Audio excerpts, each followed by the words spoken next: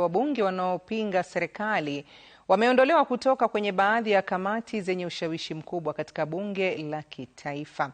Watetezi wapya wa serikali wakipewa nafasi hizo.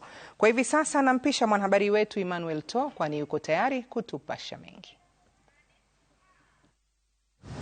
Katika mabadiliko hayo, mbunge wa Suba South Karoli Omondi, ambaye amekuwa mwiba kwa serikali na aliyehudumu kama mwenyekiti wa kamati ya bunge la kitaifa ya utekelezwaji wa katiba, aliangukiwa na shoka la broad-based na kunyang'anywa mkoba wa wenyekiti.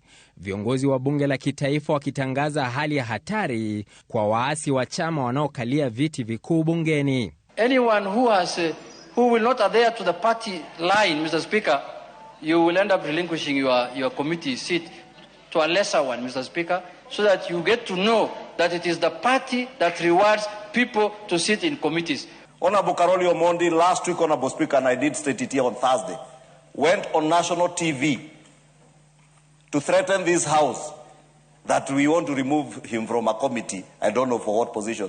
I am not involved in ODM affairs myself, Honorable Speaker. Karoli akizua mihemko bungeni, akidai anaondolewa ili njama ya wizi wa kura katika uchaguzi mkuu ujao ipangwe. They don't want me to chair CIOC because I'm going to oversight general elections. They want to rig the elections. That's why they don't want me in CIOC. And that is the reason. Wengine waliopokonywa minofu ni akiwemo mbunge wa Kitutu Chache South Anthony Kibagendi, aliondolewa kutoka kamati ya uhasibu ya elimu, mbunge wa Naivasha Jane Kihara akihamishwa kushughulikia maslahi ya wabunge wakishirikiana na mwakilishi wa kike kaunti ya Kisumu Ruth Odinga. Hata hivyo, baadhi ya wabunge waliogeuza mitabendi yao na kuunga mkono serikali walionekana kuvuna kwenye mabadiliko hayo.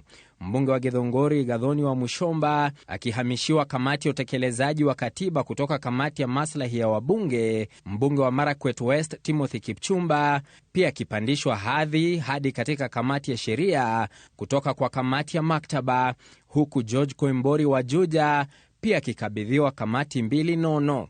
Mbunge wa Saboti Caleb Amisi aliponea chupuchupu shoka hilo, chama cha ODM ndani ya serikali kikitangaza hali ya hatari.